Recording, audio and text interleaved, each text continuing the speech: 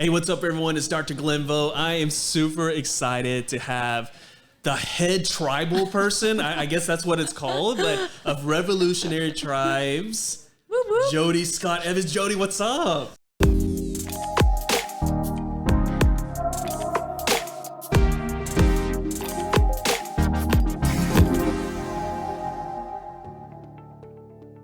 Oh, I'm so excited to be here. Thank you so much, Glenn, for having me on your podcast. I felt like we just saw each other, and literally, you guys, we did. We're actually in the Virgin Islands for another event. I mean, that was actually the first time we met on a tropical island, voted one of the best islands in the world, and we literally live really close to each other, but it took us going to the Virgin Islands to finally meet in person. Well, why meet in Texas when you can meet in St. Thomas? You know what I'm saying? I totally agree. I totally agree. So guys, if you're curious, we're doing the podcast live here today at George Provisions, one of my favorite coffee shops in Capel, Texas. So if you're ever in the area, you need to come here. We're actually waiting on our drinks. So in a little bit, you might see someone dropping off some drinks. I'm pretty thirsty. I got her to order my favorite drink here. It's turmeric ginger latte. It's gonna be here pretty soon. So again, that's my way of bribing you to come on the podcast. Okay, well, it worked.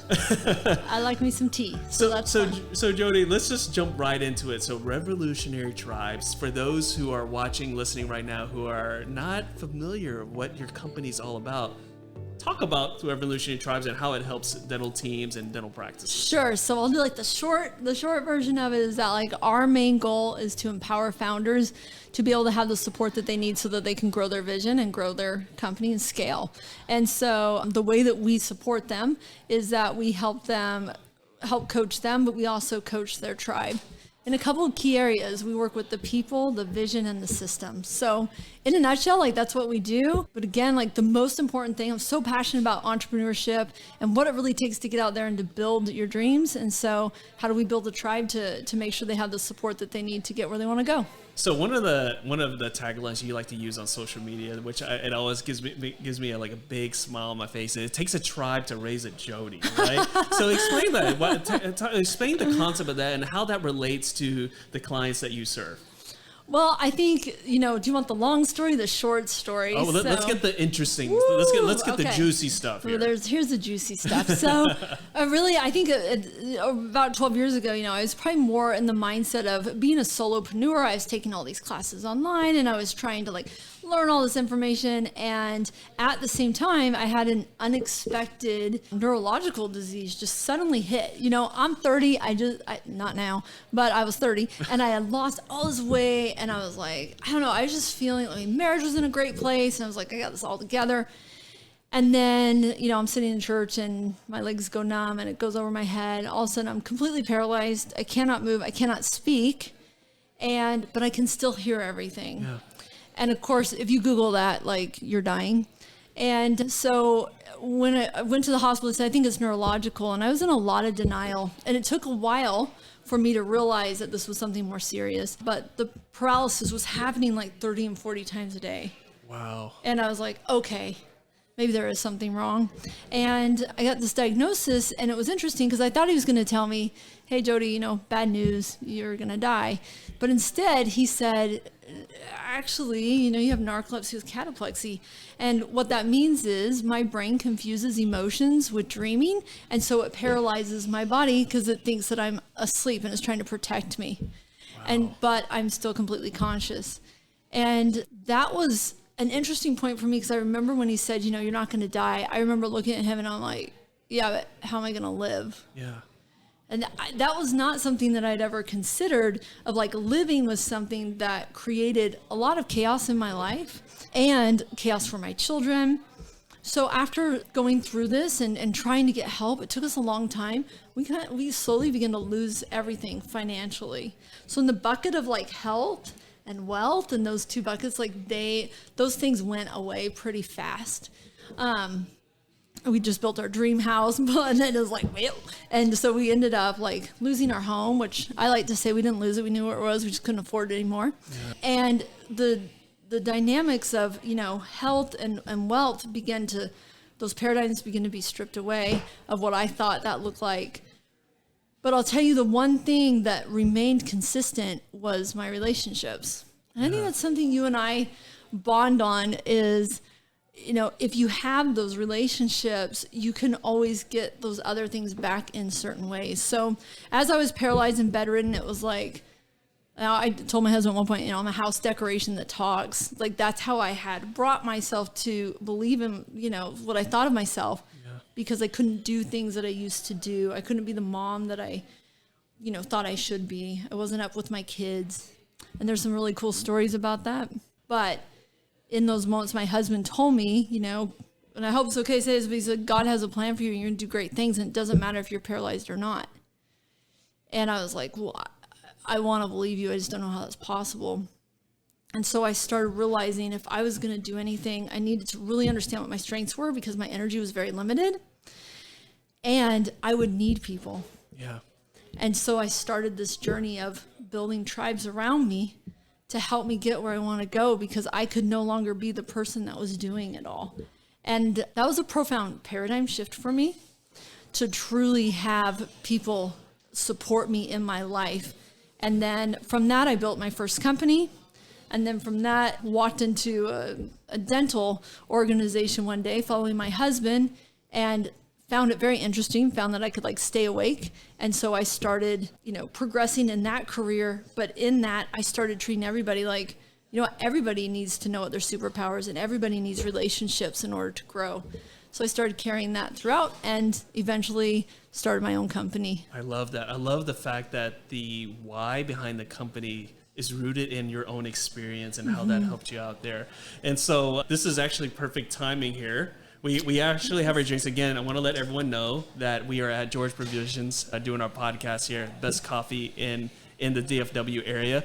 I had the oat milk, and she had the almond milk, because she's on a special Whole 30, baby. There you go, special diet there. Yeah. So there we go. Okay, so you know, there was one thing that you told me the last time we talked on the phone, and that was that you were at this point where you were going through this difficult period in your life.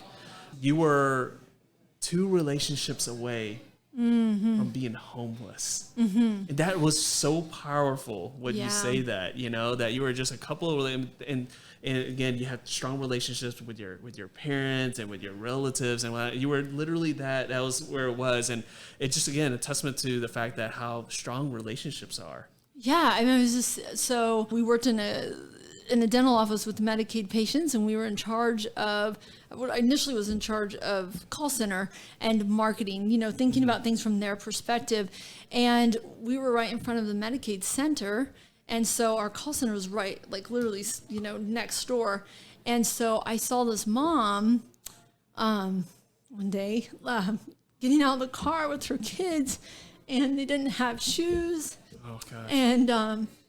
And I looked at her, and I just felt this compassion, like this outpouring of just love for her. And I'm like, I just want to help her.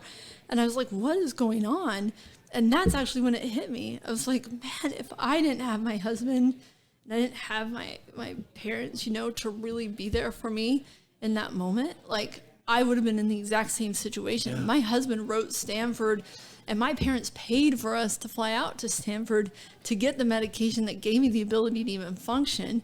And if they hadn't done that, like we literally had to sell almost everything, you know, I wouldn't have had that protection and support, and I would have been living in my car. Yeah. And so I looked at that and I thought, oh my gosh, relationships are everything. And if you have them, like you've won the lottery, really. Health, wealth, that can all go away. But that was the thing that was like, that is the only reason. That was the difference between me and them. And that just felt pretty profound for me. Yeah. And you know, if you really think about it, anyone who's watching this right now or listening to this right now, think about the relationships you have, and how many relationships are you really away from possibly being homeless yourself? Not that many.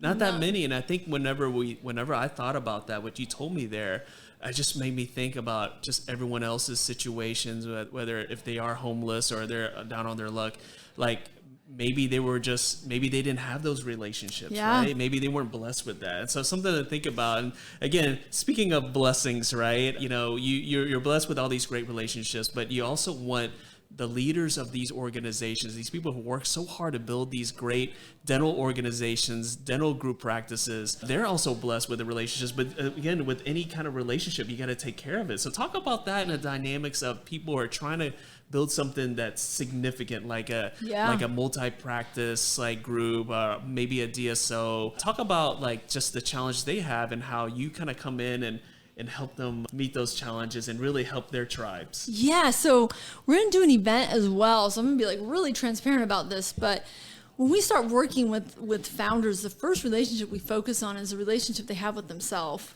Wow, that's a big because one. That, when I was in that place of basically bringing myself to like, well, I can only do this, and my mindset was very limited, I found that like I really struggled with just my divine gifts being enough.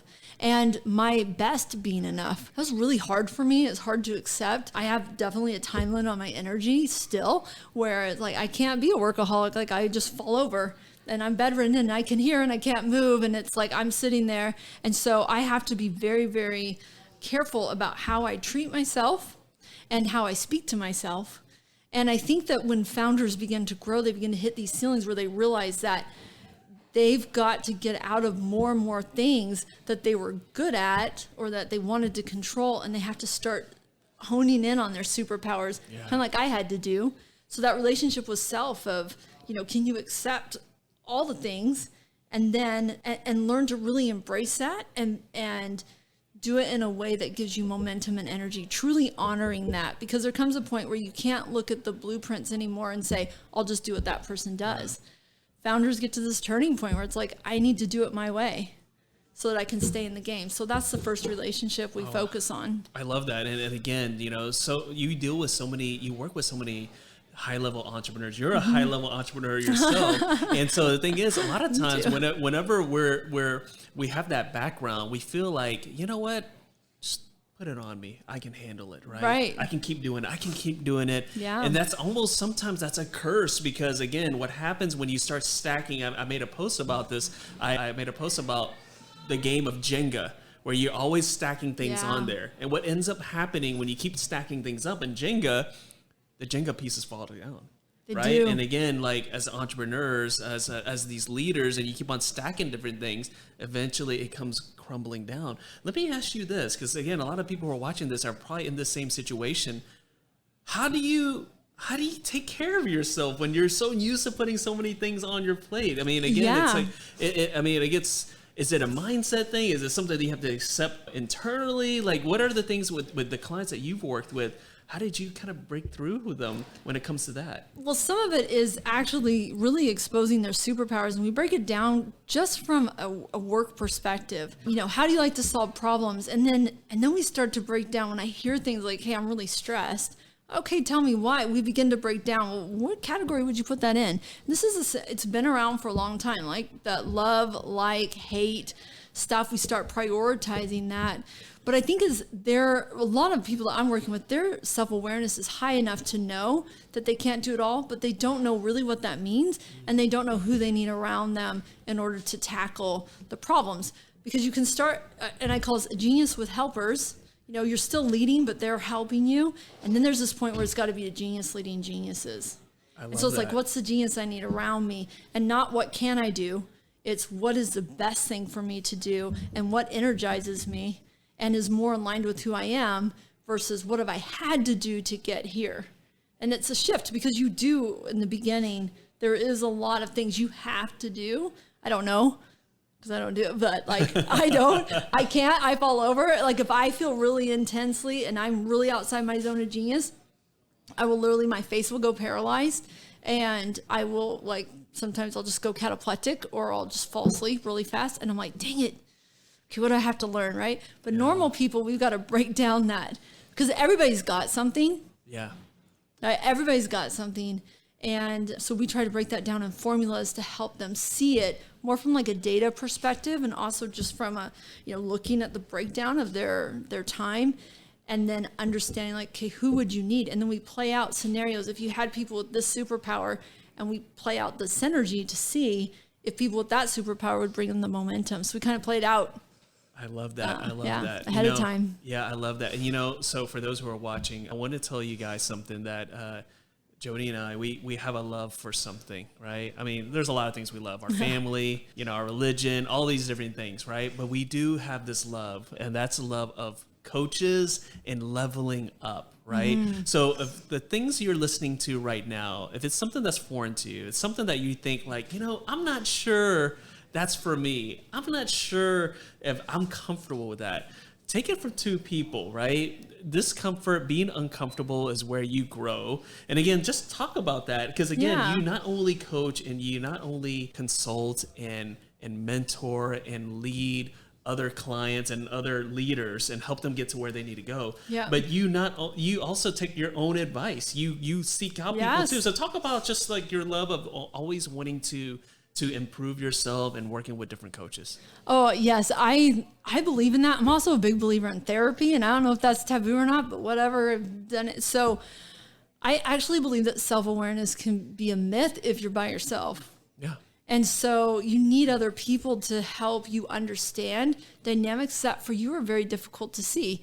And so I love having a coach. I also like to have coaches that have expertise, that have done things I haven't done before. And I'm not great at the do-it-yourself model. I feel like it slows me down, and I've become an expert at things I don't genuinely care about. And so I hire coaches. I mean, just actually brought on a bunch because I was like, hey, I want to scale and I want to understand this model better. And so I started bringing in different people so that they can demonstrate that for me. And they're amazing. And I'm so glad I didn't try to read a book. To be like, how do you do that? At the level, again, these are like more of the technical things. But when we work with people, we try to bring that protection and support to them too. Hey, we've been there before. Let's do this. Their genius, their way. And then we build a product that demonstrates their genius back to them ultimately, because I know that's what's going to give them momentum. But then I ask the same out of the coaches that work with me. I love it. Not only talks the talk, but walks the walk as well. And that's why I wanted to share that. Now, for those who are watching right now and listening, you're probably thinking, what's the best way to work with Jodi and Revolutionary Tribes? I'm actually going to tell you a very quick way to do that. And that is, there's an event that's coming up pretty soon. Jodi, talk about the event. Talk about where it's going to be, what's going to go on there, who's going to be there, and why people who are listening, watching right now should be there so that they can kind of learn more about what you're about, what you do. We're really trying to do something different. So we are going to be having a leadership conference. It's lead at every level. This is a workshop. There's going to be a workbook. There's going to be activities, but we're going to talk about what's your relationship with yourself and break that down. We're actually going to talk about writing your story. I think it's really important for leaders and their teams to have a story that connects with the culture and connects with the company, and they can tell it in a way that drives connection with other people. So leading with self is, what's your story? We're going to have first aid kit. Again, things that keep us centered. We're going to be building that and working on that. And then we're also going to be talking about that peer-to-peer collaboration. One of the things that's interesting about leadership teams is the CEO often picks, who's going to be there, but they don't pick each other. And so it's, how do you collaborate with the peers that, somebody else picked to be peers with, and do it in an effective way. And then the last one is, how do we lead our departments? And the goal with that is to give people momentum and, in other words, a lot of clarity, and then also give them tools so they can elevate people in the organization. Nothing slows down growth faster than lack of leadership in your organization.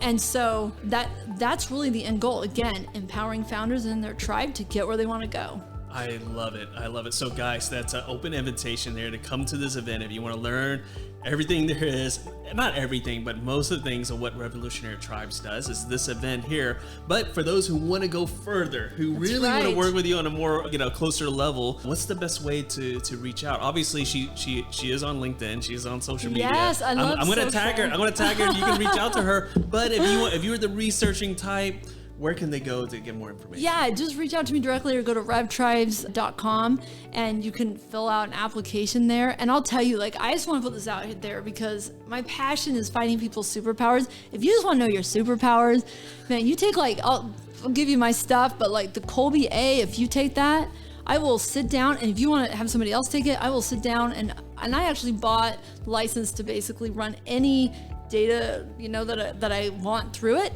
So I will literally just sit down with you and give you my time, an hour of my time at least, and I will hand you that report. And if that gives you the momentum you need, that's good enough for me. I'm so passionate. If I see somebody online that's taken it, I don't even have to know. I'll be like, I'll help you.